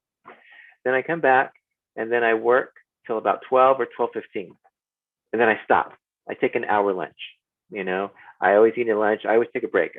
I just step away. I look at TV, eat, do something, and then I come back, and then I work usually like from 1 to 2:30, and then at 2:30 I stop, and then I go pick up my daughter from high school.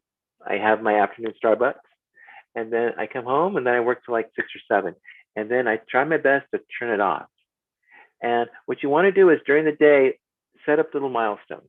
Like if you're boarding, say the goal of the day when you're boarding is you try and thumbnail or board 1 page of script per day. It usually varies depending on what's happening in the script, or if there's a lot of dialogue or a lot of action. But you want to try and build these little milestones per day that you want to try and shoot for. If it's a design, maybe you're trying to design, maybe there's one day focused on thumbnails, and then another day is focused on, okay, how do you refine, or how can I add a little more information into like maybe one or two of these moments that, or roughs that they like. And you try your best to try and hit those as best you can. All the while, you want to stay human, and you want to stay healthy, and you don't want to overwork, overstress yourself. I mean, work is already stressful enough, so you're trying to find these ways to work. To go back to your question, what's the best way physically or ergonomically to work? I think work. Maybe I have these nice chairs that I kind of it's hard to see the angles, but I have these nice chairs that they have wheels that kind of help me kind of sit up straight. I try and work to the height of the table. That helps with my wrist, so I'm not kind of overcompensating the wrist. The height of the Wacom, I try and get at eye level as much as possible, and so forth. But aside from that, take a break. Take breaks during the day. It's important, and it's really important to step away, have a nice dinner, and don't do more than you have to. It doesn't make sense, because if you kind of work more than what you're paid, and then you're kind of spinning your wheels on stuff, that's unfair to you. It's unfair to your time. You're taking time away from you, and it's something you kind of have to adjust and learn. A lot of it is discipline. A lot of it is saving when to work and turn on the engine, or to really floor it. In the beginning, work simple. Use reference, simple thumbnails, get buy-offs. Then once you do those buy-offs, then you can go to the next layer of information, and so forth, and then get another buy-off. And then if everything feels good, you got your targets locked, then go to town with detail. I learned that a long time ago the hard way. I used to think like, oh, I just got launched. I'm gonna go to town, and I'm gonna give them the most beautiful painting, only to find out during review they probably liked the painting, but it wasn't what they wanted. What they wanted was options. What they wanted was like, well, what could be? So learn to work smart, and in a way that you don't burn your engines so quickly. Save your engines for later when you have to. Don't do it in the beginning. If you're gonna, when I say burn your engines, it's like all that time and detail toward rendering and painting. Save that for later. Use the beginning to think. You're thinking about stuff. So you don't know what this set is yet. You're trying to find out what the space is, what the composition is, all that serves the story.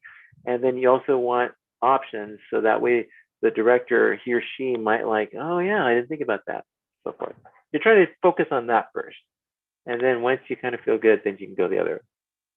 So, so yeah. So it's 4:51. I got about 10 more minutes before I shut down. So let me see what else is on here. Let's see. Peter and Marla came in late. Will this session be posted on your channel? Well, welcome. I'm not sure. I on my channel, I'm assuming for YouTube. Well, I know it's going to be on for the duration of Lightbox. I think Lightbox is at the end of this. But what I may do is I might, after Lightbox, post this up again, but for a short amount of time, like maybe like a few weeks, and then I'll turn it off or take it down. So yeah.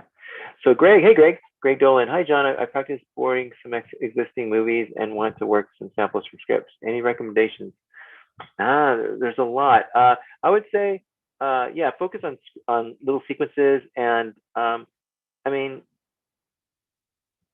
you're boarding from existing movies. That could be good. I would say start boarding on personal experiences. You know, things that haven't been boarded yet. So I shared on my other demo. Maybe share an embarrassing moment that happened to you, or better yet, maybe focus on your first kiss, maybe your first breakup, maybe the first time you went to Disneyland. Maybe maybe you can focus on something maybe iconic that happened to you. So what happens there is like then you kind of figure out the parts of your story. You know, how did it begin? Uh, you know, what was the theme of that story? If it's the most embarrassing, what led up to the most embarrassing? Do we know why it was embarrassing? What was embarrassing about it? What was your reaction afterwards? And so forth. So it's these parts of telling the story, and then your job is now to storyboard. What's great is this is your story, so now you have insight. This is something that's true to you. So now everything that you felt, put that on paper. That is the thing you have to do. Convince people to go on your journey, and then put people in your shoes through visuals. So I would say it's great that you're boarding from existing movies. I would say now do these exercises where you're boarding from personal experience. Okay, and if you had to put a cap on it, I would say this: start with beat boards. See if you can shorthand and beat board this experience in 10 panels, and then after that, expand it out to 20 panels. Okay, and then after that, expand it out to 50 panels. What you're doing is you're not immediately storyboarding. What you're doing, you're getting the big pieces. Make sure there's a progression. Make sure it's clear as far as the information and the emotion. And then if things work, then you can pepper in between these beat boards more information, more A/B poses, more camera moves perhaps, and so forth. That's kind of the best way to start. Start with small bites and expand bigger. Start with, I would say, do personal experiences. That's the best way to start. Cap it at 50, but start small, work towards 10, then work towards 20, and then storyboard to 50. So yeah. Let's see. Fatim Ibrahimi. Oh, thank you. Kylie Gay, thank you so much for your panel. Really appreciate your advice. Oh, you're very welcome. So yeah, guys, it's 4:55. I'll be probably leaving in 5 minutes, but I want to take this opportunity to thank you, just to spend your afternoon or your night or your morning with me. I just truly hope that you guys are enjoying Lightbox and having a good time and staying inspired. I encourage you guys, just keep doing what you're doing. Focus on doing stuff for you. It's great if you work on a studio, and that's wonderful. You get paid at a studio. It's great. But at the same time, focus on personal stuff. Do stuff for you. Do stuff that you can own.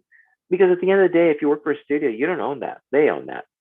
But why don't you perhaps convert all that energy and love and passion to what you do for a studio into something that you do on the side for you?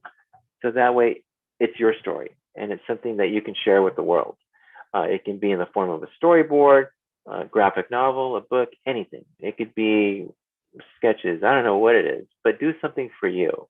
That's what I started doing, and I loved it because I was starting to find my own voice, and I'm still trying to find my own voice. But what happens is it kind of puts me in a position of like, huh, I feel like I'm a director, I'm a storyteller, and then you can start doing stuff for you. And um, what's great is whatever you do, you can add in the portfolio, and you're starting to add a unique voice to these visuals that you're saying that other people can see. And in most cases, you're going to get a good response. You're going to get a personal response. You're going to feel like, wow, I see the feeling you have. I feel something, and it came from you. So I would say start doing stuff for you. Um, so yeah. So yeah, I guess that's the one thing I would say. Stay safe. Yeah, let's see. I'm trying to think of maybe anecdotes I can share, but it's stay hungry, stay inspired, always learn stuff. There's always something to learn. Um, look at movies, look at scenes in movies, look at other directors. I shared this on the other demo, but look at movies before CGI. Look at movies before 1980. Expose yourself to different directors, different filmmakers. Look at documentaries. Look at how stories and film progress. We are in the medium of telling stories. It could be animation, but it's no different than live action. It's no different than any other medium of as far as storytelling. Um, find out what a story is. See how story evolves, so forth. Be a sponge and expose yourself to different directors. Look at movies from the 40s, the 50s, the 20s. Look at foreign films. Look at movies with the sound off and see what the visuals tell you. See what compositions expose you to. So anyway, that's it. Just stay healthy, stay inspired, and just kind of keep doing what you're doing. And I wish you guys all the very best. And I wish you all just love and continuing success, both professionally and personally. So that's it. If you need to reach me, I'm on Instagram, Java John, or I'm also on Facebook. You can send me a message. But that's it. I just wish you guys all the very best, and I hope you guys, um, have the opportunities like I do. I'm lucky to do this, and for those who don't have it yet, keep knocking on that door. I'm sure you'll get there. For those who are in it, I wish you guys continued success, and just hopefully you guys can be on the other end. You guys can do what I do and share your stories as well. So with that, I wish you all the best. Bye, guys. Ending stream now. Bye.